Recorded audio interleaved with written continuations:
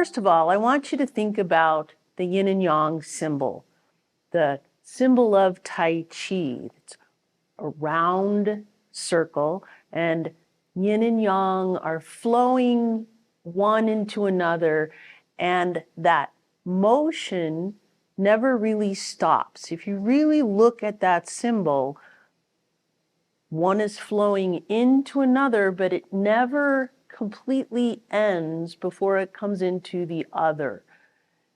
That's what we want to think about when we consider essential number 9 of our 10 essentials of Tai Chi. Essential number 9 states, it starts with linked without breaks. Then it goes on to say, in external martial arts, strength is contrived and is from crude force. It starts and stops. It has duration and cessation. When old strength is already depleted, the new strength has not yet been born.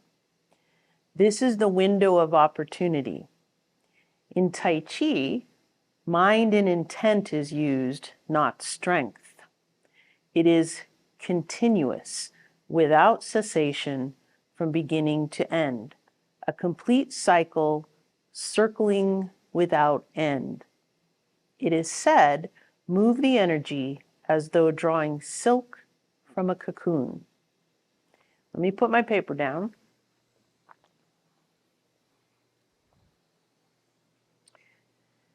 We want to understand this very unique property of Tai Chi in that it is a continuous flow of movements, continuous flow of energy, of our awareness.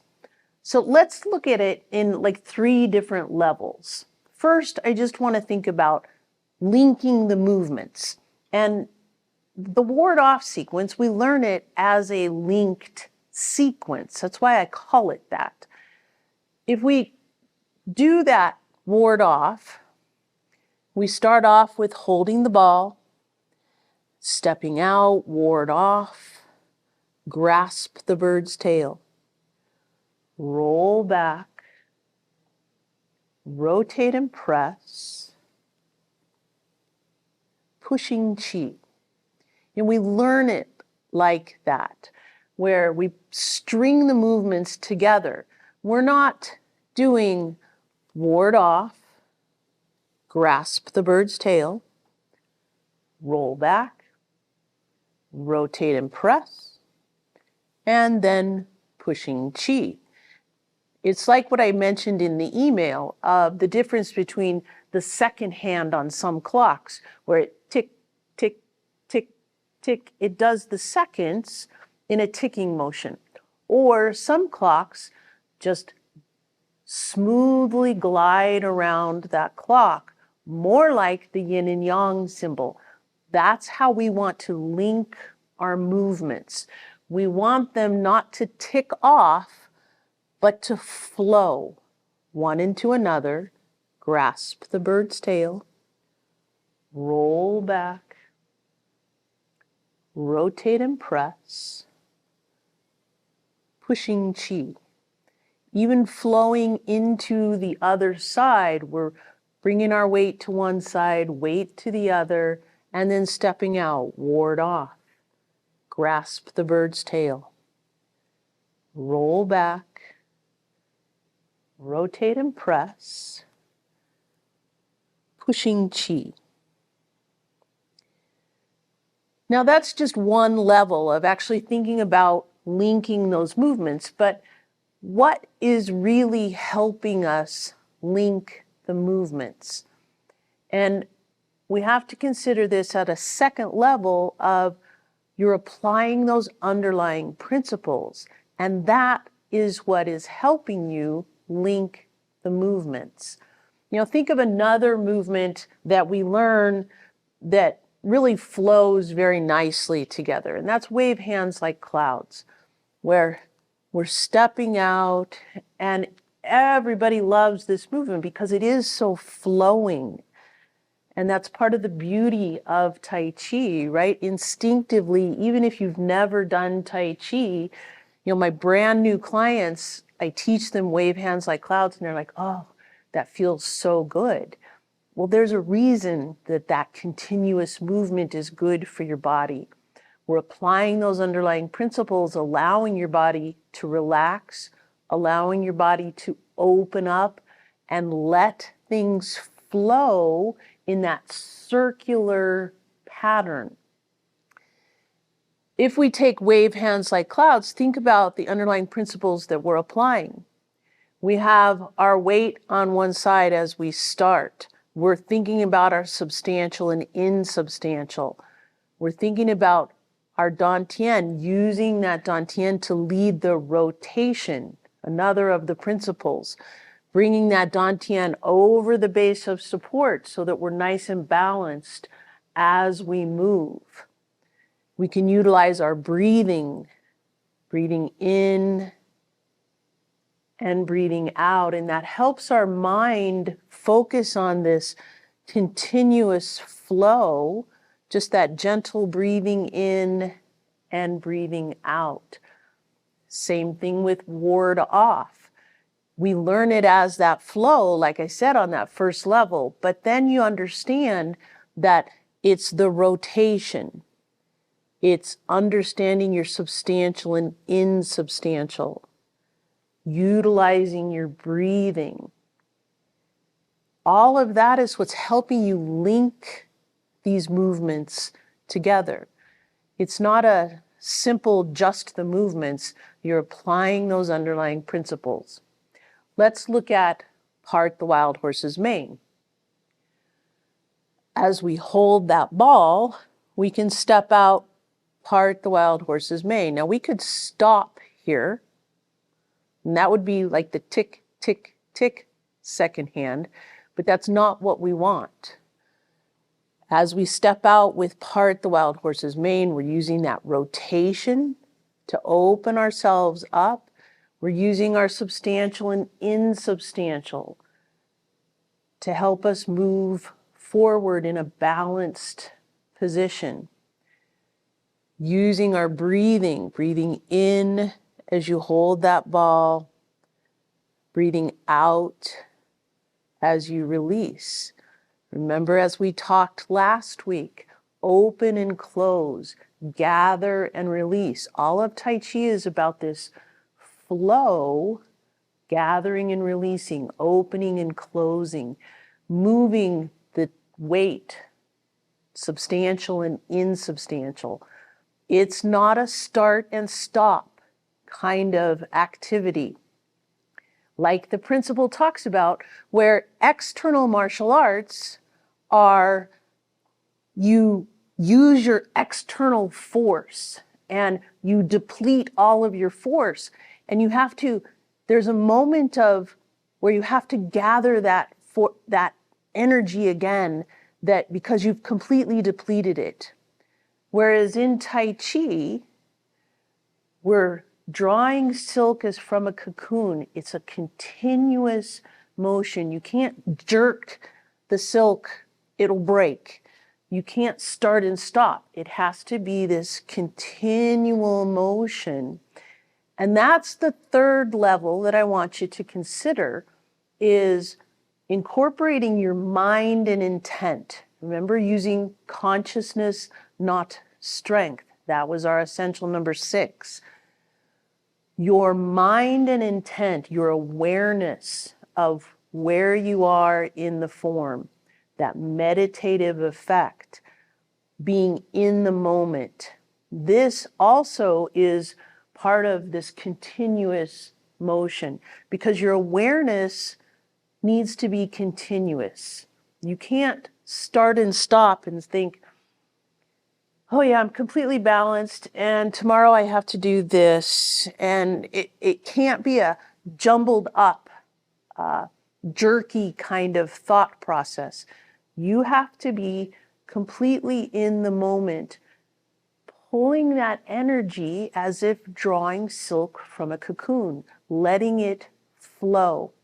Remember, the energy comes up, you're stabilized in the legs. You're rooted through the feet, stabilized through the legs, commanded by the waist and expressed through the hands. Remember, that was one of the first 5. This all starts to roll together. That flow of being open and loose and letting your energy flow, letting your oxygen flow, letting your blood flow. You have to also keep your mind on what you're doing.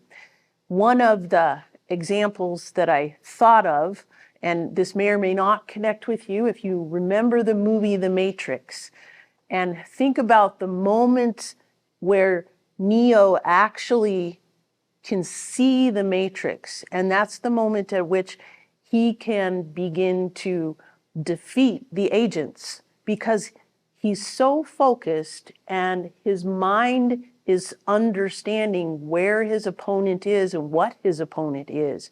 And that's at the point where he has that focus, and it's continuous focus. That's what you want with your Tai Chi as well. Let's think about doing Repulse the Monkey with this kind of full integration of linking the movements, thinking about your underlying principles, but also keeping your awareness of what you're doing. Thinking about focusing on that opponent. Where is my energy? How am I using it? How am I gathering that energy? Do I feel rooted and grounded? Do I feel like I'm pulling that energy up, commanding it with my Dantian? Let's go this way with our Repulse the Monkey. Remember that left leg has to become completely empty. You have to use your Dantian, use that rotation to keep yourself balanced. You're bringing that energy against your opponent. Remember, there's this big ball of energy here. You're compressing it down, and right at the moment that you need it against your opponent, that's when you release it into your opponent. Think about movements that might not be so naturally smooth, so naturally round, like kick, smash, and box the ears. Kick, smash, and box the ears very easily could be kick, smash, box. That's not a smooth flow. That's the external martial arts. That's the crude force. Think about, I'm rooted. I'm letting this leg become completely empty. I'm commanding from the Dantian, and that energy is being expressed, not only through my hands, but also through my foot as it kicks. Try it on the other side. Applying those principles, kick, smash, and box the ears. Try it again on the right side. Kick, smash, box the ears. Now think about what we do in the form. We're actually turning, using our substantial and insubstantial. Bringing that weight back to the right, so then we can kick left. That continuous flow is even in that kind of motion, especially if you're using your mind and intent, keeping your energy consistent through the movement. Let's look at deflect, intercept, and punch. This one, and I see this a Tai Chi students, where it'll be stop, then they think about it here, and then they punch, right? It is 3 different movements, yes, deflect, intercept, and punch, but it is actually a circular motion. If you take a look at it from here, I'm circling up, and then I'm circling this hand down and circling it around, coming back. I'm going to turn around this way and see if you can see it, where The circle begins here. Watch this right hand, it circles around. And I'm using my substantial and insubstantial. I'm using my rotation. I'm keeping that energy going. Think about your focus, your mind and intent on that movement. I'm blocking, and then I'm taking my opponent and bringing him into my punch here. It's not block, and then I can grab you and then I can punch you. It has to be a continuous motion for it to be effective. Think about, how am I using my energy? Is my energy flowing, or is it starting and stopping? Let's do deflect, intercept, and punch again. Weights on the left. Think about the circular motion, bringing that weight onto the right. Allow it to flow all the way into the right so that you can step and use your rotation again for power in that punch. That keeps your mind going on that, what you're doing, keeping yourself in the moment. If we think about the levels that I was just talking about, the first level of just simply linking the movements, but then the second level, thinking about what are we doing to link the movements? It's not just the actual movements where your hands are and then it flows where your hands are supposed to be.